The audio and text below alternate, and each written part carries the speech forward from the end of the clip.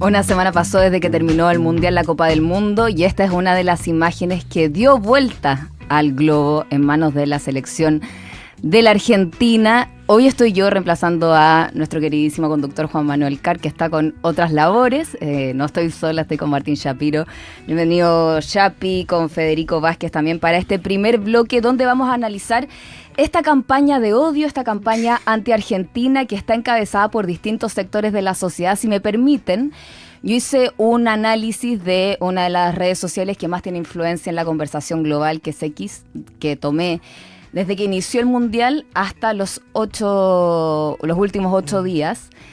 Y lo que se ve son 5 clústeres narrativos. Primero, una acusación externa, la defensa nacional, la matización estructural, la politización doméstica y el metadiscurso algorítmico. Uno de los principales temas que se toman es el tema de las Malvinas, pero hay mucho ataque de racismo, mucho ataque de xenofobia, mucho ataque contra la argentinidad. Y si quieren, para esto pasamos a ver la primera etapa de New Yorker, donde se grafica: el método vence a la locura en la final de la Copa del Mundo. ¿Qué les parece a ustedes esto? Yo ahí no leí la nota para arrancar, no sé cómo sigue. No mucho mejor que eso. El método puedo pensar que es el método de juego de España. ¿Y la locura? Yo ahí, para mí hay como un clúster también de cosas que se dicen, ya que hablabas de clústeres, Sí. digo, creo que hay cosas que se dicen y se pueden decir, te pueden romper más o menos las pelotas, pero Sí, claro. digo, a nadie tiene por qué gustarle cómo juega la selección argentina. La selección argentina efectivamente imponía un juego bastante físico, algo que han hecho montones de equipos en distintos momentos. Argentina intentó que el partido se juegue lo menos posible en el sentido de... La final decís. Claro, digo, que fue un partido en el cual la Argentina se defendió y España tuvo la pelota e intentó atacar con bastante poca profundidad. Fue bastante exitosa Argentina defendiéndose. Pero entiendo que estéticamente Argentina no ofreció buen fútbol. No lo ofreció en general en muchos momentos del campeonato y... Igual me parece que no se trató de que No, fútbol pero ofreciera digo, Argentina. había... La impugnación a cómo juega Argentina Sí. es algo que existía. Ajá. Eso es legítimo, no tiene por qué gustarte. La impugnación a la bandera de Malvinas entre los británicos es algo esperable, Sí, lógico. Claro. razonable. Digo, nosotros nos gusta, a ellos les disgusta, les ganamos además. Obviamente hubo un manifiesto político, además tuvo resultados interesantes en el sentido de lo que genera. Después había otra cosa que ya no es legítima, pero que tiene que ver con temas comerciales y temas de, llamémosle lealtades, que fue los madridistas y diría los hinchas mexicanos, porque digo, todo el periodismo deportivo estuvo en esto desde hace ya 4 años, la impugnación a la idea de que Argentina se trampa. Sí. FIFA. Claro, bueno, eso penetró en los medios de una manera que no tenía que ver con la argentinidad, tenía que ver con cómo penetra un discurso de las redes, cómo se llevan, digo, que es algo con lo que uno también tiene que lidiar. Ahora, eso ya es más choto, porque digo, uno veía el partido más polémico que tuvo el Mundial, donde hubo fallos que realmente eran injustificables. A vos te puede no gustar lo que pasó con el VAR en Egipto, pero digo, es justificable del reglamento. El que tuvo falsos injustificables fue el último partido que ganó Portugal de Cristiano Ronaldo contra Croacia. El del pelo, que le anulan el gol, que después hay un offside. Ahora, esa es una narrativa todavía futbolística. Y después junto con eso vinieron narrativas que no eran futbolísticas. Entonces, de mínima, creo que hay que separar cosas que es legítimo decir, cosas que no es legítimo decir, cosas que... Y yo creo que a nosotros se nos juntó todo. Digo, lo primero que pasó es que hubo una convergencia de cosas que llevaban 4 años, de cosas que llevaban 2 años, de cosas que tuvieron que ver con cosas que pasaron en el torneo, ganarle a Egipto, ganarle a Inglaterra, y cosas que cómo se dio la final. Todo convergió de una manera compleja. Entonces me parece que sería bueno deconstruirlo eso. No, y de hecho la única acusación que es meramente futbolística es hacen trampa, sostenida no tanto en hechos puntuales. Tenemos la etapa también de The Athletic, de un medio que depende del New York Times. Argentina se deshonró a sí misma. Eso es una columna, ¿no? Es una columna, perdón, sí. Y a la final de la Copa del Mundo con su petulancia sin encanto. Sí, bueno, ahí mira, en esto que trajiste, estos titulares, me parece que juega un poco lo que decía Yapira, decir, bueno, son cuestiones futbolísticas por ahí. Obviamente, desde acá leemos ese y como ningún medio argentino se animaría a titular así o titular así, bueno, te parece muy reactivo, muy anti, etcétera. Pero la verdad que yo tampoco le asigno una gran trascendencia porque si fuera otro equipo no le estaríamos dando mucha centralidad. Ahora, para mí también es verdad que pasó otra cosa y que ahí podemos discutir si es largo o es corto. Yo creo que hay una dimensión muy larga de cuestión de, entre comillas, estigmas que tiene Argentina. A mi modo de ver, en general vinculados con desconocimiento y todo, pero bueno, lo podemos charlar. Y otros muy cortos que tienen que ver con Milei. Empiezo por el de Milei, que lo tenemos más cerca. Me parece que es insoslayable, lo decíamos en el programa anterior, vinculado a la comunicación digital. Es notorio que Milei ocupa hoy un lugar en la conversación internacional casi como ningún presidente. Tenemos que remontarnos a la época de Perón, no sé, alguna cosa que por supuesto no había internet, así que es incomparable. Pero Milei es un presidente, para ser un presidente de Argentina, muy conocido y que está completamente identificado con Israel y con Estados Unidos, con Trump y con Netanyahu, de forma inequívoca. Y esto, puede decir, bueno, pero no sé, un mexicano promedio que por ahí está hablando de la selección, ¿sabe eso? Bueno, no sé, pero lo saben los periodistas de los medios del mundo, lo sabe cierta inteligencia que ordena, cuando lo sabes, puedo decir cómo, no sé, desde Varoufakis hasta, todos esos que se nombraron, no importa, o actores. Bueno, esa gente está más o menos informada y hace un link Argentina, ultraderecha, total, como nosotros hacemos Israel ultraderecha, Estados Unidos ultraderecha, digo, es así. Por supuesto que visto de acá decís, che, pará, no somos todos, lo cual hay respuestas muy obvias sobre eso. Ahora, que eso funciona me parece lógico. Escuché a gente de otros países nombrar la cuestión de que había incluso banderas de Israel o una bandera, no sé cuántas. Irene Montero lo dijo. Irene Montero subió un video denunciando que la hinchada. Irene Montero es una idiota igual, digo, si vio cualquier mundial, no, pero digo, de verdad, yo fui al Mundial de Rusia. Sí. Me saqué fotos con gente que llevaba banderas. Sí. Tengo fotos con bandera de Irán, con bandera de Israel, con bandera de Arabia Saudita, con bandera de Sudáfrica, porque me hice un tema de sacarme fotos. La gente lleva banderas a los mundiales. En los Estados Unidos es altamente probable que te encuentres con una persona que lleva una bandera de Israel, pues estás en los Estados Unidos.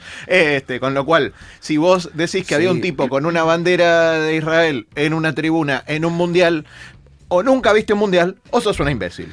No, bueno, yo lo veo distinto porque lo que pasa es que en ciertos contextos las cosas funcionan de alguna determinada manera. Entonces, yo entiendo que cuando Egipto, decís, bueno, ¿y por qué el director técnico de Egipto sale a hablar de Palestina? Bueno, no sé, porque sí, porque le pintó, pero sobre eso, entonces, si él es Palestina, nosotros somos Israel. Quiere decir, no estoy diciendo que sea así, por supuesto que no es así. Ahora, me parece bastante lógico que eso funcione. Quiere decir, sí. Esa situación me parece que tiene bastante sentido. Yo entiendo que eso funcione. Yo lo que no me parece razonable es disculpar que Irene Montero hable de esa manera. Sí, claro. Que Hassan, el técnico de Egipto, que es un tipo que dijo que había que poner una conmemoración del día en el que mataron, el gobierno de Egipto mató entre 500 y 2.600, no hay números porque es una dictadura militar brutal, entre 500 y 2.600 manifestantes desarmados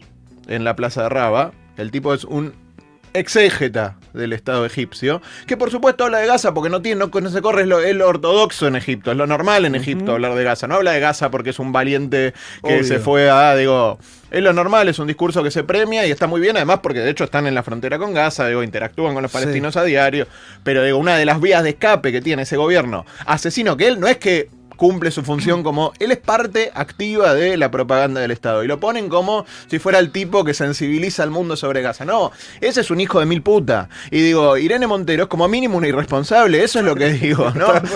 ¿Me entendés? Yo entiendo que después el discurso se propague, se entienda. Después puedo ver, no sé, por decirte algo, Patti Smith. Sí. Patti Smith posteó una cosa que decía ganaron los buenos con la foto de la misma. Y rápidamente alguien le mandó un mensaje. Pide una disculpa y caerle a Patti Smith o decir que está haciéndolo por un motivo comercial o algo por el estilo. Digo, que la disculpa. Primero, amigo, Si te crees que Patti Smith vive de los discos que venden en Argentina, también sos un boludo. Digo, claramente ahí hay alguien que entró en una lógica. Pensó 2 minutos y dijo, che, estuve mal. Bueno, ahora, todos los que inflaman eso, teniendo responsabilidad y sabiéndolo, porque de vuelta, Montero es una persona que conoce la Argentina. Digo, los de Podemos son famosos por estudiar la Argentina. De hecho, los de Podemos de la base tuvieron una línea muy distinta a esa. Bueno. Y que rompieron también con la base de Podemos histórica. Exacto. De hecho, quiero que pasemos a ver si les parece el posteo al que hacíamos referencia de Yanis Varoufakis, que fue el que llegó desde el progresismo europeo a bajar un poco de línea. Dice, la maravillosa cohesión del equipo prevaleció sobre el deslumbrante individualismo, asegurando la Copa del Mundo para España. Junto con ella triunfó también el multiculturalismo funcional y saludable. El fútbol logró, aunque por poco, sobrevivir a la feroz comercialización y los trucos empresariales que casi matan su espíritu. Una lección para reflexionar en todos los demás ámbitos de la actividad humana. Acá les quiero poner, me interesa mucho saber qué opinan ustedes sobre esta alianza o inspiración que se tenía media esclarecida hasta hace un tiempo, que era, bueno, Podemos mira mucho la Argentina, pero el progresismo europeo no es lo mismo que el peronismo. Hay grandes diferencias. El nacionalismo popular es muy distinto a las banderas que va a defender una Irene Montero, un Pablo Iglesias, incluso los mismos de la base. Yo donde, ¿sabes lo que? Así como Shapiro está muy enojado con Montero y demás. No, solo justo la nombramos, estoy muy enojado con mucha gente. Con mucha gente. Con Varoufakis ni hablar. Con Varoufakis. Para mí este tuit de Varoufakis, la verdad, o sea, qué sé yo, tampoco... Es casi inocente. Claro, sí, no me parece. La verdad que hay que ponerle mucho IVA para decir, ¡oh, qué idiota! ¿Qué sé yo? Bueno, sí, por supuesto. Sobre todo me parece que él está tratando, más que atacar a la Argentina, no le leo ni como anti-argentino, la verdad, está como tratando de... para mí sobreexageradamente en todo sentido, tratando de encontrar un montón de virtudes en la selección española, incluso la de cierto multiculturalismo funcional, qué sé yo, no sé, es un equipo de fútbol, bueno, en fin. Pero más allá de eso, digo, porque hay una especie... Con España pasa esa como, para mí, esta exageración de se juega como se vive, que nosotros acá hace unos cuantos años usamos. Me parece que funciona eso y no se juega como se vive. La verdad que no. Entonces, bueno, más allá de eso. Ahora, ¿qué me parece? Vos decís, yendo a lo que me decía Fer de la cuestión del progresismo, la diferencia con lo que son los nacionalismos populares en América Latina. Me parece la crítica más seria que uno le puede hacer a todos esos personajes y demás, te diría, es no haber detectado lo que fue el hecho político más disruptivo del Mundial, que fue, como abriste, con la bandera de Malvinas, donde había un reclamo que leído, mirá lo que te digo, porque desde la Argentina está la cuestión de la guerra, de los pibes que murieron y todo eso, que es nuestra, es algo que obviamente no es parte de la conversación internacional. Ahora, el progresismo tiene una forma de agarrar eso, que era el anticolonialismo. Claramente. Esa es la que para mí el problema epistémico, el de fondo ideológico que mostraron es que no entendieron que había un acto anticolonial ahí, que era bastante, por lo menos, igual de potente que mostrar el pañuelo palestino o lo que sea, incluso bastante más anclado, porque estaba jugando un partido contra el que el que tiene hoy la posesión efectiva de las islas, la verdad, y además contradiciendo una orden de FIFA. Entonces, la verdad que tienes un montón de elementos para decir, che, este grupo de jugadores, la verdad, tuvo un acto simbólico, anticolonial, fuerte. No había nadie. No, y además, de hecho, que tenía consecuencias, muchos juegan en Inglaterra. Por eso, no había nadie de esta inteligencia internacional que sabe estas cosas, ponderar esa actitud. Para mí ahí estuvo la falta de visión. Incluso más me preocupa más eso que después que hayan dicho que España tal cosa, que Argentina, no sé, hizo mucho fútbol. A mí no me sorprende eso desde Europa, sí me sorprende desde el progresismo de Chile. Que algunos que incluso es que sí, hay representantes del Frente Amplio que salieron ese mismo día a bancar Inglaterra, y ahí es donde yo me pregunto dónde está la memoria histórica. El dictador, que también fue un criminal de lesa humanidad, Augusto Pinochet, fue el que quiso colaborar con la ocupación ilegal de las Malvinas. ahí es donde yo digo, no tienen memoria histórica, no tienen perspectiva histórica, que están en este momento restándose o sumándose más bien a una visión hipercolonialista que están teniendo los europeos, que europeos se es primero y después es progresista o se avalan este tipo de causas. Ahí me parece que hay varias cosas, pero lo de Malvinas sí, habla de los... ningún sector del progresismo latinoamericano lo levantó tampoco, no solo del progresismo europeo. Ujú. Eso es interesante. A mí igual me interesan un par de cosas que pasaron. Perdón, tienen Yapi, que te ver agrego con- una cosa para Sí. mí, ¿por qué es importante ese punto? Porque la cuestión del trapo fue noticia global. Sí, claro. Estuvo en los portales, ni hablar en Inglaterra, que estaban de la nuca durante una semana con ese tema, pero también lo vi en los portales norteamericanos, o sea, estaba. Sí, Eso claro. apareció. Por eso digo, me parece una falta grave de visión, como decía Fer y qué sé yo, que nadie No, y lo además, haya de hecho, el levantado. progresismo británico, lo más notorio, lo más interesante que salió, un editorial de Sí. Simon Jenkins en The Guardian diciendo sería una gran oportunidad para empezar esta conversación. Total. O sea, no es que era indetectable, Total. que no tenías de dónde agarrarte, lo que fuera. Totalmente. Digo, ¿no? Digo, el progresismo británico, que entiende el tema de algún modo, digo, ni siquiera Sí. nos tiene que gustar, pero Sí, sí, digo, sí. lo tomó. Con lo cual, nada, muy importante ese punto. Ahora, yo veo 3-4 cosas que pasaron que me parecen interesantes en ese sentido. Y que también hay que mirarlas como fenómenos políticos y como marcos teóricos. Primero, obvio, lo de Egipto, más allá del técnico, que de vuelta es una persona a la cual Eso tengo es enormes, otro con el que estás enojado. tengo enormes reservas morales. Ahí no se salva nadie. Tienes reservas Vocero, morales. sos un vocero, sos un hombre de Estado, sos un funcionario de una Sí, dictadura. Digo, sí. no, y que es activo en eso, no es Menotti en el 78, quiero Sí, sí, decir. sí. Hay una lógica que la cuenta siempre ese Coppel. Ezequiel Coppel. Que es el modo en el que proliferan los discursos conspirativos en algunos países. Egipto es uno de ellos, pero digo, en algunos lugares del mundo árabe. Bueno, hace que esto, cuando la idea de la Argentina sionista explota después de la victoria sobre Egipto. Digo, estaba antes la de la Argentina racista, es precedente. Sí, claro. Pero esto explota después de la victoria sobre Sí. Egipto. Y ahí, de vuelta, voy a la responsabilidad de los tipos. Un Mamdani sabe perfectamente qué es lo que estaba agitando cuando dice que a Egipto le habían robado en ese partido. Sabe exactamente qué base estaba encendiendo. Sí. No le cabe la presunción de inocencia. No es un tuit como el de Varoufakis, que de vuelta me parece... Sí. Nada. Más columna de opinión. Sí, no me parece que esté dirigido a la Argentina, creo, de vuelta. Acá hay algo de encender algunas ideas que circulan de una manera muy clara y que además se relaciona mucho también la caracterización que tiene de Argentina una parte de la militancia de izquierda estadounidense, vamos a llamar por comodidad, aunque no me gusta el término woke, que es el marco identitario del settler colonialist, el colonial que se asienta, o sea, el colono. Que es un marco que aparece para analizar el conflicto israelí-palestino, que tiene mucho sentido, si lo pensás con lo que está pasando hoy día, los crímenes aberrantes se comentan a diario en Cisjordania, por ejemplo. Tiene un poco menos de sentido, pero también tiene sentido para pensar el establecimiento del Estado de Israel. Pero digo, la candidata que ganó en Harlem, Daria Lisa Ávila Chevalier, es una persona que hizo sus estudios en Oriente Medio, está graduada en eso, ese es su título, y usa ese marco, que después lo llevan a Estados Unidos y dicen Estados Unidos es un settler colonial state porque es un estado de europeos que se afincaron y sacaron a la población Sí. originaria. Y ese es el marco que usan para pensar la Argentina.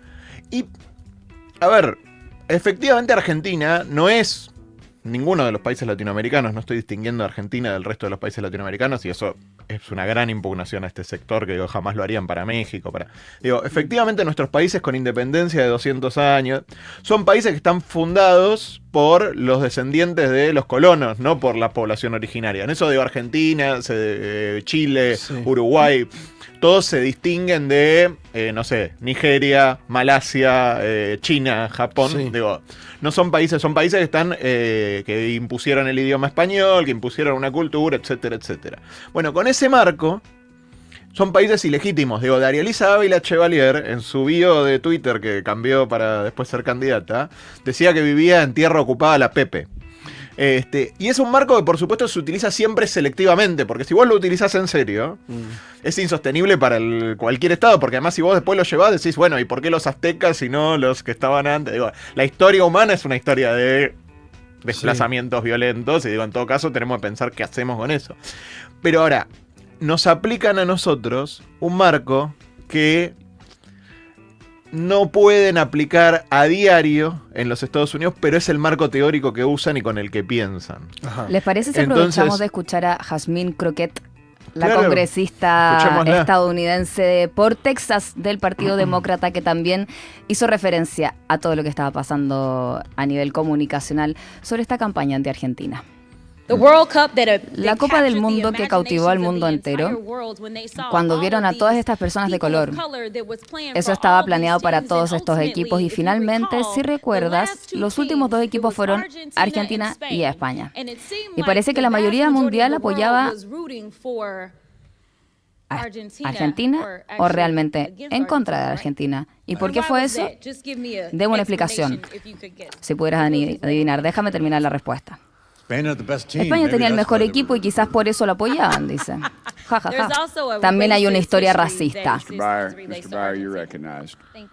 Ella señala que hay una historia racista que acompaña a la Argentina. Estaría bueno contarle a la señorita Jasmine Crockett que ella podría haber sido presidenta incluso de la Argentina cuando ya no podría ni siquiera haber votado. Eso ni que hablar, pero de vuelta, creo que es este marco teórico. Digo, es el marco teórico en el cual piensan los estados como piensan en Estados Unidos y como piensan, de hecho, en la manera del claustro universitario. Y después hay algo que también hay que decir de nosotros. Digo, hay una parte de la conversación que es imposible. Yo me acuerdo, esto lo traje en 2024 cuando pasó, cuando fue que también recorrió el mundo y en Argentina, cuando fue lo del cantito de los jugadores de Francia y los africanos y tal. ¿Se acuerdan de eso? Sí. Fue un pequeño escándalo a nivel global, más del mundo del fútbol y fuerte en Francia. Acá había un montón de gente, un montón de imbéciles también, empezando por la imbécil que tenemos por vicepresidenta, que no es imbécil, es nazi, diciendo que el cantito estaba muy bien, que era anticolonialista. Decirle a los tipos que son hijos de inmigrantes, que no pertenecen a un colectivo nacional, porque tienen raíces africanas, es racista. Y vos tuviste sobre sustrato teórico que nos vamos a encontrar en Estados Unidos, un equipo que fue relacionado con manifestaciones públicas racistas. Y eso no es que podés soslayarlo cuando tenés que pensar por qué te dicen que sos racista. Obviamente, si vos tenés cantos racistas dentro del marco de esa acusación, eso le da verosimilitud. Y ninguna de las notas que hablaban de esto omitían, se olvidaban de que eso había pasado. Eso pasó.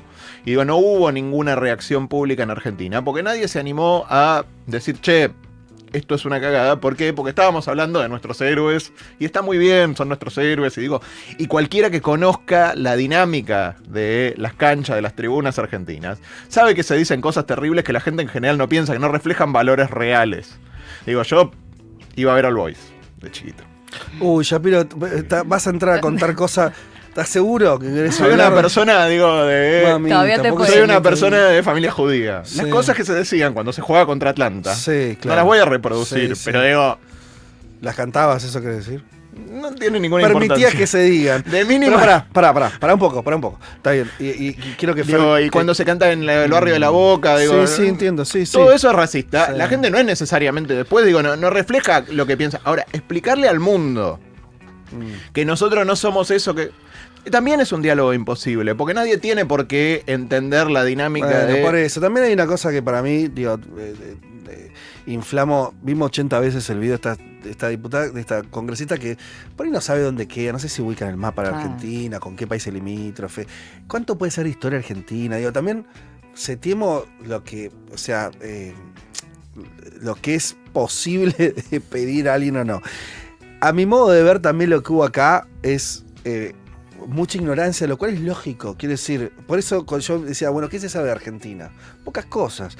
Entre una de las creo que se sabe es que gobierna un tipo con estas características. Ahí es donde me parece que algo influye, o mucho, el contexto político actual a la hora de cómo se ve el país. Y después hay otra cosa, por supuesto, nosotros no lo vamos a decir de vuelta porque ya se estuvo diciendo mucho, el mestizaje argentino y todo eso, etcétera, etcétera. Nosotros lo sabemos ahora. Puertas afuera, eso es como estar hablando de algo, tendremos que sentar a cada uno. De hecho, hasta me parece que es una tarea que no deja de ser, yo no la juzgo imposible, ya pidió, me parece que sí es interesante aprovechar algo que, por ejemplo, que también está activado históricamente, que es Argentina como refugio nazi, ¿no? Eso está... No, eso es un diálogo que se puede aprovechar, pero es chiquito. Ahora... Vos no podés explicar que, digo, los jugadores hicieron un canto racista. Lo que tienen que hacer es pedir disculpas. No me refiero a eso. Me refiero a la idea de donde el equipo que era que mostraba diversidad era el español y el nuestro era un equipo ario. Bueno, que sabemos que no es así. Pero eso es visto de esa manera. Me parece que eso es solo un equívoco y una ignorancia, lo cual... Es un poco lógico que sea así, teniendo en cuenta que estamos hablando de un país que sea el centro del mundo, por más que para nosotros lo sea. No, pero tiene mucho que ver también con la conversación que se dio en general en este mundial. Por ejemplo, los dichos de Mariano Rajoy, el expresidente español. Eso, Mariano Rajoy escribió que los jugadores de Francia no eran... Lo que decía el cantito, Mariano Rajoy, que es un jefe de Estado, lo escribió en una columna. De opinión. Que no eran franceses. Francia tiene un equipo fabuloso sin franceses. Lo escribió. Entonces también fue un mundial que permitió que se dieran todas estas conversaciones de diversas maneras, y que bien que así haya sido. Me parece que nos podemos quedar revisando ahora uno de los posteos que hizo Javier Milei, el presidente de la Argentina, porque si bien hay ciertas cosas que tienen mucho que ver con la política, esto lo adjudico mayoritariamente al progresismo europeo. La crítica que se le hace desde el progresismo europeo a la Argentina responde mucho al gobierno de Javier Milei. Todas las otras cosas pueden cobrar cierta verosimilitud respecto de cosas más puntuales, burbujas de conversación que se dieron en las redes sociales y buscaban ciertas formas de confirmar dichas hipótesis.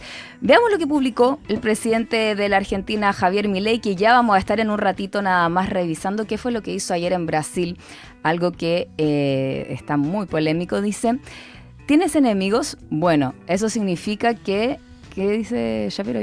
Que te levantaste para algo, por algo, que bancaste algo, que hiciste algo en algún momento de tu vida. Winston Churchill. Postdata. Algunos sostienen que la frase es de Víctor Hugo y que Churchill solo le hizo una apuesta al día. Y tenemos otro posteo más también del presidente que dice: el problema es que con Argentina es que somos llamativos, no pasamos desapercibidos, nos tienen celos y somos buenos en casi todo. Lo siento, pero alguien lo tenía que decir. Qué malo. Bueno, acá me parece que es un intento muy... le sale mal, me parece, como de apropiarse de algo, o sea, ponerse en el lugar como defensa de lo nacional, ¿no? Después de todos estos ataques... Y bueno, me parece que no sé si le funciona mucho, porque a Milei, de hecho, me parece lo que le pasó con la bandera. Como él, me parece que no es visto ni siquiera por los propios que lo apoyan, como alguien, como un defensor de lo argentino. Es muy difícil pensarlo a Milei así. No tiene esas características, más bien toda la contraria. Sede de soberanía sin parar. Claro, pero además él es un internacionalista genuino, quiere decir...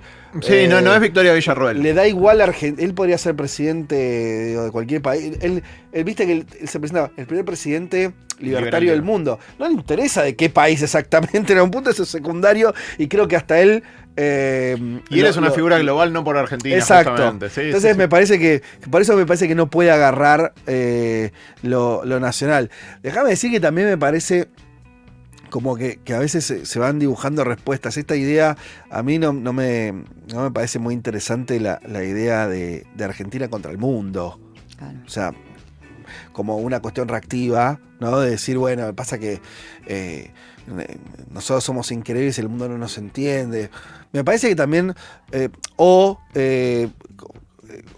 también la idea de sobreexagerar, me parece esta cosa de, bueno, no tenemos ningún aliado posible, el progresismo no lo es, la izquierda latinoamericana tampoco, tal tampoco. Bueno, a mí me parece que habría que decir otra cosa, que es que todo esto lo que demuestra es lo mal que se conversa a través del mundo digital hoy. No hay, es como, porque el método, que ya lo sabemos, pero hay que reponerlo ahora, es, nosotros recortamos 3 segundos de alguien y sobre eso ya se emite un juzgamiento. No hay manera de que eso salga bien. O sea, quiere decir, el tema que agarre. Al que vos quieras agarrar. De hecho, eso es muy interesante. La idea de que convencieron a una parte X del mundo de que Messi es un tramposo. Sí. No, es muy difícil pensar de ninguna manera genuina que una persona que tiene la carrera futbolística que tiene Messi pueda tenerlas a base de trampas. Digo, la idea de que Messi puede representar otra cosa que un jugador de fútbol que lo hace excepcionalmente bien. Solo te muestra, digo, cómo se pueden hacer cosas con recortes algorítmicos ridículos. Digo, Messi tiene una carrera, en todo caso, demasiado... Sí, bueno, por eso, pero digo, me parece que sí funciona. Quiere decir, claro, como, el problema es que estamos conversando de esta manera. Yo lo que diría es, miramos porque la verdad que, digo, no es por no criticar lo que se dijo, pero nosotros tampoco no tenemos ni idea quién es esa representante. ¿Entendés? No. No tenemos ni idea quién es. Digo, quiere decir, no sé, ese tuit de Varoufakis. Bueno, yo no sé, no es que sea un fan de Varoufakis, ni mucho menos. De hecho, estoy en contra hasta de su. Yo leí el libro de Varoufakis y me parece que está mal. Quiero decir, de tecnofeudalismo. Ahora lo que voy es. Me parece que hay alguien con pensamiento más o menos complejo. Entonces, quiero decir, vamos a discutir con Varoufakis por ese tuit. Me parece una pedorrada. Quiero decir, pero me parece que es la forma que estamos... por su pésimo paso por la función pública. Claro, me parece que hay algo que no sabemos cómo salir. Ajá. ¿No? Y que estamos todos encerrados, todos, ¿eh? No es que los otros, todos estamos metidos en una cuestión de reacción frente a muy pocos elementos que circulan muy rápido, y ahí es donde me parece que también esta campaña es el primer mundial que es comentado, sentido a través de redes sociales casi puramente. Yo estoy de acuerdo, pero digo, de vuelta quiero señalar, y digo, tomé a esa persona de ejemplo, no la voy a repetir, pero... los niveles de irresponsabilidad que tienen algunas personas cuando digo, se topan con todas estas cosas que no ignoran y las manipulan, sí. Digo, el grado de intención, yo creo que sí hay que marcarlo. Digo, cuando Mamdani habla como habla, cuando Irene habla como habla, cuando, digo, Yasmín creo que también es una persona que vive de denunciar el racismo, digo, su materialidad, perdió la interna, yo sí sé quién es, perdió la interna del Senado de Texas con James Talarico, que es uno de los políticos más talentosos que hay en los Estados Unidos. Y dijo que era por racismo, que no la votaban porque era negra. No, amiga, no la votan porque el otro es mejor y puede ganar y vos no podés ganar. Está bien, pero digo, es... esto que vos decís es el sustrato, claro, pero digo, los que trabajan sobre la época, ensalzando las peores tendencias, me parece que merecen un tratamiento distinto que los que hacen lo que hizo, digo, Patti Smith cuando le dicen, che, estás alimentando una cosa jodida, y va y dice, che, perdón, acá la cagué, y hay que reconocerlos además, porque después yo veía la lista y decía, uy, Patti Smith nos criticó, tipo, ponían una lista en la que aparecía igual que la Mia Khalifa, bueno, qué sé yo. Que es lo mismo que hizo Bardem también, que también salió a Bardem aclarar. Es otro caso, Bardem dijo un par de cosas que eran pelotudeces, pero cuando le preguntaron por Argentina... Lo separó digo, claro, eran opiniones para mí pelotudas sobre fútbol. Pero digo, separó a Argentina de Milei. Entonces decir... Pero también se le cayó. Bueno. Sí, pero bueno... Eso es lo que digo. Por eso, digo, la lógica, que es la misma lógica que vos te estás criticando, que es la de meter a todo y todo es lo mismo, todo es igual. No, ahora, a las figuras que operan sobre eso de manera intencionada, me parece bien señalarlas. Y a los que hacen, bueno, lo que hizo Bardem, opinó una pelotudez, bravo, ¿cuántas pelotudeces opiné yo? 1000, no me parece terrible lo de Bardem. Lo de Mehdi Hasan, persona que lo entrevista, sí me parece, por ejemplo, digo, él claramente, digo, trabajó de esa manera. Sí, bueno, sí, digo, sí. Por cierto, Mehdi Hasan, gran tercermundista, estaba con la remera de Inglaterra puesta, indignado, igual que Bayar Zuncra, con el reclamo de Malvinas. Esto, por otra parte, distinto, digo, me parece interesante señalarlos. Palestinista de visitante, malvinista de local. Ya sé que... déjame decir una cosa con lo de Inglaterra, porque me parece que ahí, y esto es una crítica a nuestros comunicadores y a nuestro sí, a los que estuvimos analizando esto, que es, a mí me resultó muy poco interesante todo lo que estamos conversando, las declaraciones de Bardem. Digo, no, a mí todo eso no me pareció que tuviera mucho de nada. Me pareció súper interesante cómo escuchamos y vimos lo que pensaban los británicos sobre la discusión de Malvinas y, como ya dicen, Falklands. ¿Por qué? Porque ahí, primero que hablamos de algo real, ya no era la pelotudez de alguien dijo, sino, che, bueno, te pusimos la cara en nuestro reclamo, lo hicieron los embajadores más potentes que tiene la Argentina, que no son sus embajadores, sino la selección de fútbol. Y ahí vimos, de forma bastante sistemática, por lo menos si usted viene otra cosa, dígame, pues hasta donde yo vi es